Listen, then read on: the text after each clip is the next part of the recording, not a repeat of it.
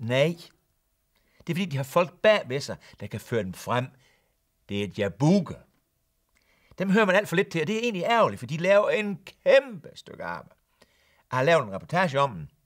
Jeg har besøgt en af landets førende bookere, og den tror jeg, vi er godt af at se, inden vi vender tilbage til Benøbegård.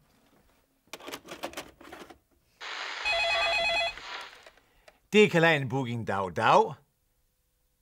Er det Mick Jagger? Nå ja, jeg synes fisk nok, at jeg kunne høre det. Mick, hør lige en gang her, du. Den der koncert, du var i stand næste uge, er fisk nødt til at aflyse den, du. Jamen altså, hvad vil jeg skal gøre, Mick? Er Sønder Fallen køres til hold? Listen, Carl. You promised us a job. Mick, hør nu her. Det er da også en økonomisk bed for mig. Jamen, jeg ved udmærke med de børnebidrag, de ting, de sagde, hvad jeg skal gøre. Mick, hør nu her. Rolig nu. Jeg forhandler jo. Mick, hæng lige over. Jeg tager lige den anden. Hæng over. Det er Kalejn Booking Dag. Sommerfest, ja. Synevium, ja.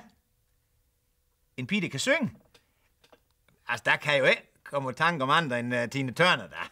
Hvad? Var det noget? Udmærket. Hvornår siger du, det er? Lørdag 8 dage. Her, det var næsten det værste, du kunne komme med der, fordi der, hun kan den dag der. Nej, hun er til generalforsamling i Ældresagen. Ærgerligt. Hør her. Du får Boys damekor. Ja, til den samme pris.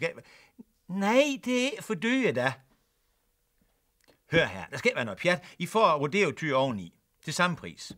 Hvad? Ja, de er vant til at optræde sammen. Det gør de dit. Kæmpe succes. Hvad? Jeg sender en stykke papir over. Ja. Farvel.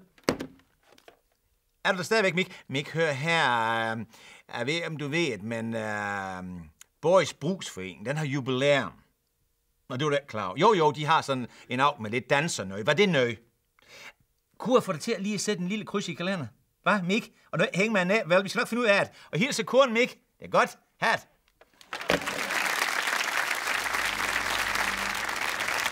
Kan jeg hjælpe med noget?